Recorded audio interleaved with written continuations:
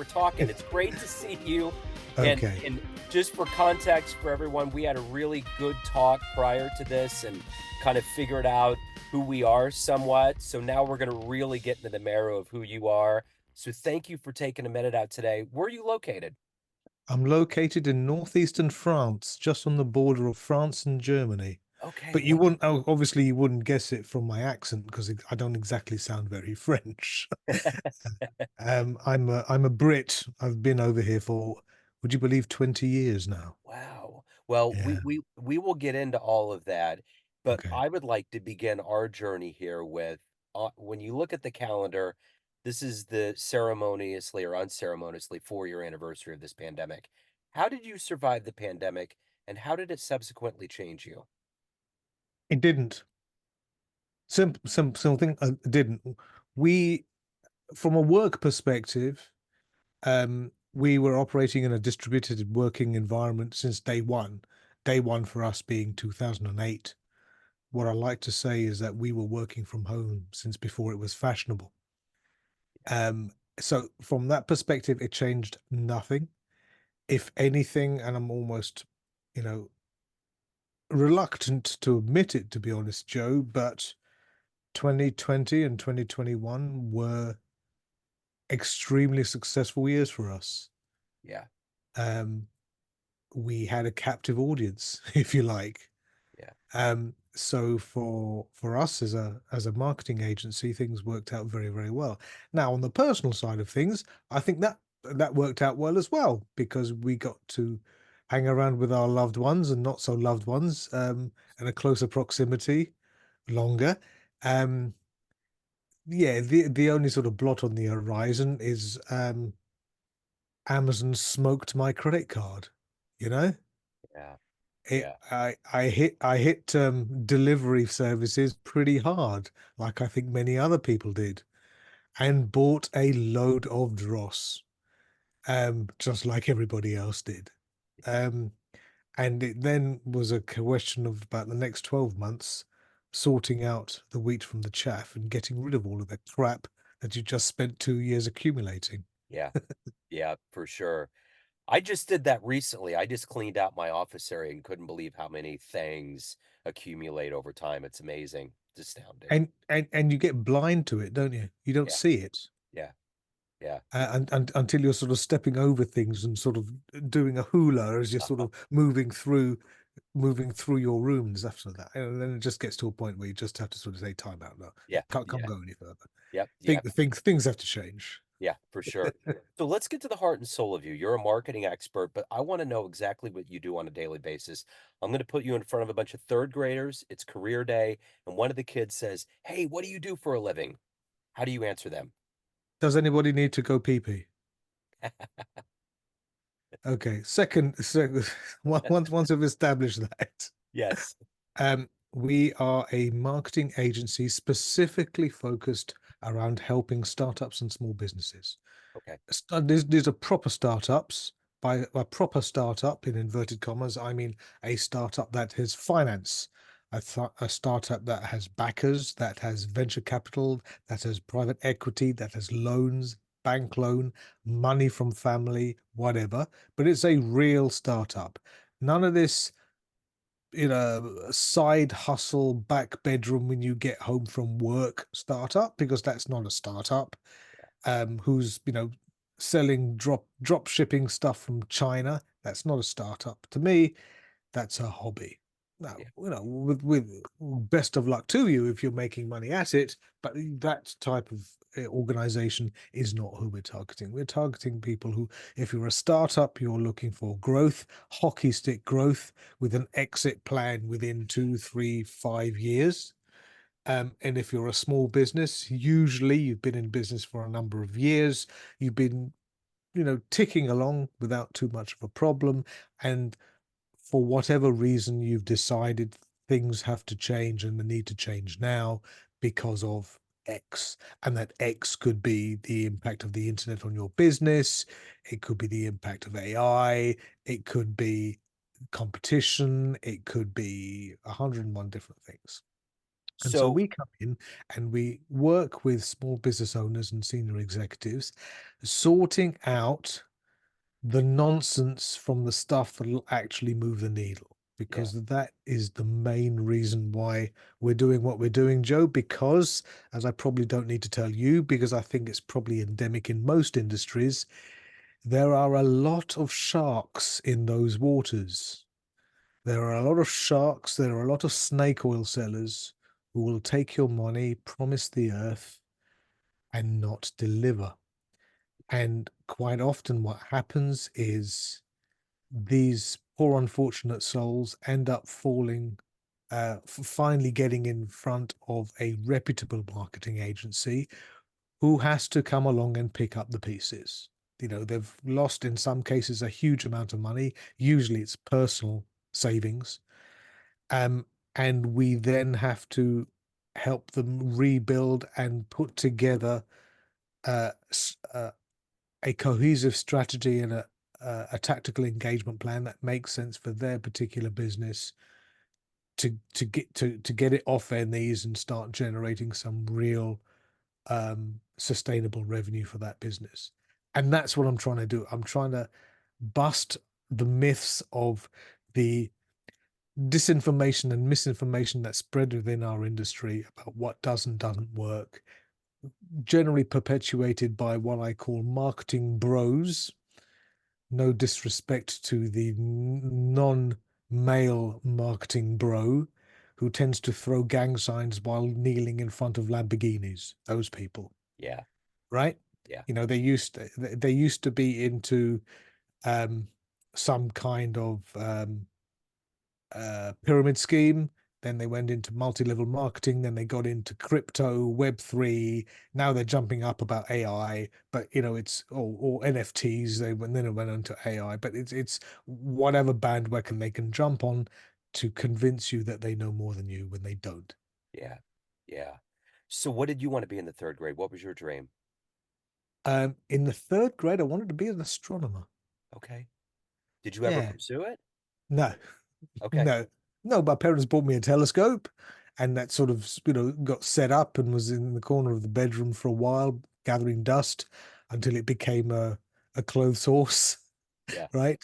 And then that was the end of that. I don't quite know what was the fascination. I think it was the immenseness of the universe and how things are just inconceivably far away from each other. Yeah. That sort of fascinated me. It was distance and speed of when things are more than a light year away. I mean that's a long way away. It's a long ways. And certainly when you're that sort of age, it's yeah, the perception of that kind of distance was just sort of blew me away. All of that fascinated me too. I remember the little, Yeah, like, sun with all the planets, and it would move around, and they would show me in class and talk about how far away they are and how right. little punctures in the sky, how long the light took. Just all of the idea of the cosmos is just way above and beyond our comprehension, and it really puts, I think, things in perspective for me, especially as an adult now, like how small we are down here and how sometimes we blow things up. We're just a part of this enormous organic soup of just, getting through as peacefully as we can, hopefully. And yeah, that last thing is getting harder and harder, I think, Joe. Yeah, But it yeah, is. but we maybe we need to try harder. I don't know. Yeah. Yeah. Yeah, I agree. How did this happen? Take me back to your childhood. How did these seeds of you being an entrepreneur and you leading people to their dreams, how did this ultimately grow into you as a professional today? Well, I sort of, from a marketing aspect, I sort of fell into marketing. I was actually a photographer. Okay. I studied photography. Well, I studied photography, film, and television at an early age, and figured I was going to set the world alight being an advertising photographer, which didn't. Well, it kind of happened, but not in a direct way. It meant me leaving the country for 5 years and setting up a um, production studio in the Far East, working with very nice large companies, primarily with agencies, but with brands such as Ford Motor Company, Nestle, BAT, large organizations. And when I came back, we were just at the beginning of what turned out to be the revolution in digital photography, digital image capture at a professional level. So that's not talking about our camera phones, which obviously didn't exist at this stage, but we're talking about digital photography good enough to for professional photographers not to turn their nose up at, if you like. So Yeah, we're still talking about digital cameras which were costing upwards of like 50 grand and needed to be tethered to a pretty beefy computer at the end of the day. And I got involved with various companies and suppliers around the world who were promoting those technologies into professional photographic arenas. And from there, I sort of fell into um, imaging software, which got me in front of ad agencies, which got me in front of marketing agencies. Um, and that's really where I sort of felt more at home, really, working with agencies, proposing, in essence, business solutions to their clients. Because that's at the end of the day, from a marketing aspect, that's what you're proposing. You're not proposing a social media campaign, a video, a podcast, a TikTok dance, right? Mind you, in the US, you're probably not going to be doing that for the future anyway, but you get what I'm saying. yeah, You get what I'm saying. A bit of topicality, thought I'd throw that in there. absolutely. Um, but at the end of the day, we're not solving marketing problems, we're solving business problems. Yeah, And really um that really resonated with me. And that's why even today I still get involved in that side of things from teaching, because for the last 10 years I've been teaching final year MBA students marketing and behavioral economics at two business schools. I've been doing that for 10 years now, and amazingly enough. And the pay's lousy, the hours are long, but I absolutely love it because we get into some really interesting discussions. It's very interesting to sort of give back a little bit, yeah, and to frame the company executives tomorrow to give them a better grounding and a better understanding of what marketing is and isn't. Marketing isn't the coloring in department. Okay. It isn't this a sales support function. It isn't um getting tchotchkes, tote bags, stress balls, and designing trade show booths. There's and it's not promotions either. It's not ads, it's not social media, it's not podcast, it's not video. It's all of those things and much more. All of that stuff I've just mentioned is a tiny percentage of a tiny percentage of what marketing actually is. And I think to make as many senior executives aware of what it is and therefore what it isn't, gives a new respect to how marketing works and what needs to happen for marketing to work yeah, effectively and efficiently. Because quite often the people who are employing people with marketing in their job title don't know what marketing is, yeah, because all they see above the waterline is stress balls and tote bags, yeah, right? So they don't see um, market orientation, positioning, branding, messaging, um, qualitative and quantitative analyses. You don't see any of that research stuff that happens in the background. yeah, Firstly, because it's not very glamorous, it's not very sexy, and it's just basically numbers. yeah, But people want to get involved at the when Scarlett Johansson's there for the photo shoot. Before that, nobody's interested in what yeah, marketing's doing, are they? yeah, right now. No. So who's been a hero for you? Who's been an inspiration for you in your life? I don't think there's a single point of focus, a single acme that I can point to. I think there's a number of people who I respect what they're doing, how they're doing it, and what gets me interested is people having a contrary position on a well-known subject, which me and a few of my peers have, certainly on marketing, but I think it's also endemic in various other subjects, where you can see how the conversation is being steered by maybe quite polarizing, dare I say, controversial figures, Yeah.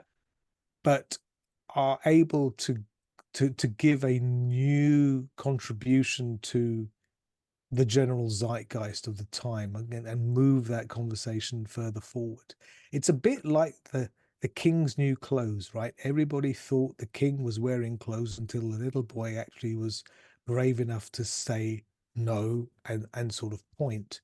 And then everybody had a realization. Yeah. It's those sorts of people Yeah. that I'm naturally uh, attracted to, in Yeah. terms of how they're looking at the world, or their own little microcosm of it. I know Yeah. that's a sort of a cop out answer for you. No, it's not.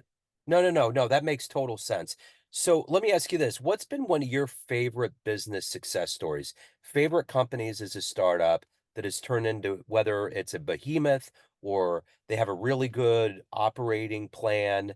Who's been one of your favorite businesses that's kind of grown up out of the ashes? I can think of two. Unfortunately, they have to be anonymous. Is that a Okay. problem? That's no, Okay. not at all. So one of them was an organization we were working with probably about 6 or 7 years ago, certainly pre-COVID. And they were a business to consumer um, organization selling online, a very, for at the time, innovative product to do with healthcare. And the lady came to us. It was her idea. She came. It was her, all her own money, and we did everything, soup to nuts. So we developed the only thing she had was the name, the brand name that she had registered. So we did everything: the branding, the business model, obviously the logos, the websites, the whole work, the ongoing marketing, advertising, getting them in front of um, influencers within this market space, TV shows, magazine coverage, all of that sort of stuff. To cut to the chase, 3 years later, she got an offer from a Southeast Asian company to exit, which she did for $171 million. Wow. Not bad for 3 years' work. Yeah. I think you'd agree. Yeah. Um, Now, it was a great product. Okay, so unfortunately, much as I'd love to, I can't take all the credit for that. It's much, much easier to get those, smile stories when the product is actually knock 'em dead awesome. Yeah. Um, but having that last that telephone call with her, we were both in tears about what we had achieved in those 3 short years, from right at the beginning. And it was tough because there was a lot of customer expectation management. There was a lot of business education, exchange, really. And in as part of that, there were, let's say, heated discussions. Let's call Yeah. them heated discussions. Um, but we bounced back, and we had a good enough personal relationship, a chemistry, sort of move through that, and it came out the other end, all singing, all dancing, which was great. Yeah. The other one that I'd mention is, and it goes back to this issue of all of this misinformation and disinformation being spread about what is and isn't marketing and what works, which is one of those food ingredients shipping companies. It's I mean, there's loads of big ones, right, where you order on a regular basis and a box of raw ingredients turns up on your doorstep with a Yeah. recipe card, Yeah. right? Um, so there was a company in the southern US, a large hub, very large um, uh, hub. I was going to mention a number of brands which come from that hub, but it's sort of giving it away. Yeah. And from as a business, they were doing really well, but they'd hit a ceiling, and they couldn't sort of increase their regular customers anymore. They were just ticking along, and they couldn't work out what was going on.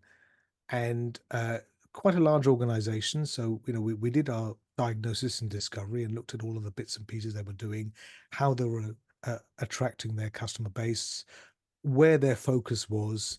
And one of the areas that they found was a major opportunity for them, both geographically and demographically, was people over the age of 60. These were either newly separated, divorced, or, God forbid, bereaved individuals, where this kind of a service would be interesting for them, but they just couldn't get a very good take up on all of the advertising they were doing.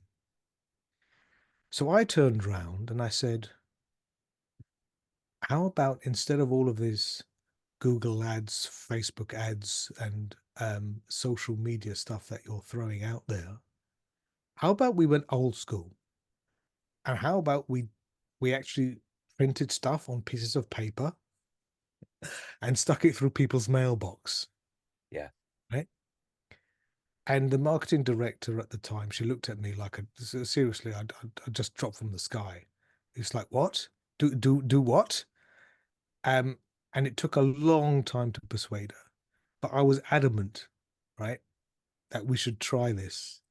And I bombarded her with empirical evidence that proved that just because a technique is not come out of the ether in the last 5 minutes doesn't mean it's not effective.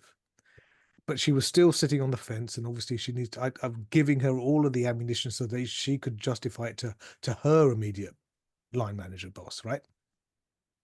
And in all credit to her, she acquiesced eventually, and she said, "Okay, let's try it in a very specific geographic area."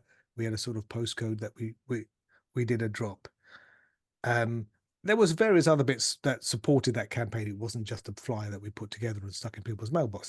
There was a number of other bits and pieces that were uh, that were involved in that campaign. Anyway, to cut to the chase, there was a 27% uplift in take up on that one campaign Wow. compared to the last five. Wow. Right? Um, they've built on that, and now that particular age demographic is their biggest selling customer profile. Wow. Only because they didn't see the wood for the trees, they didn't even think of it. But credit where credit's due, they were open enough to look at things which they would otherwise have dismissed instantly. Sure. Sure. Right? Yeah. Some people call it design thinking, but Yeah. it's finding other ways of getting to your target rather than the rational, logical, sequential way that we're all taught as human beings to work and think. After stage one comes stage two, that's come stage three. Yeah. It doesn't have to be the case, Yeah. Yeah. right? So let me, Um, I wanna, so yeah, those are my two stories. yeah. So let me ask you this. You're the man behind this machinery here. Everyone has a perception of you. Everyone sees you in a different light. Family, friends, clients, colleagues, but you run the show. What's your perception of you? Who do you think you are? Who do I think I am? I I I think I'm here to help. I think I'm here to I'm the boy who's pointing out that King's not wearing any clothes. Yeah. That's my job. Yeah. That is my job. It's as simple as that. I'm always trying to find other ways of getting to the right endpoint in a in a different way to the conventional wisdom and process actions that everyone else follows.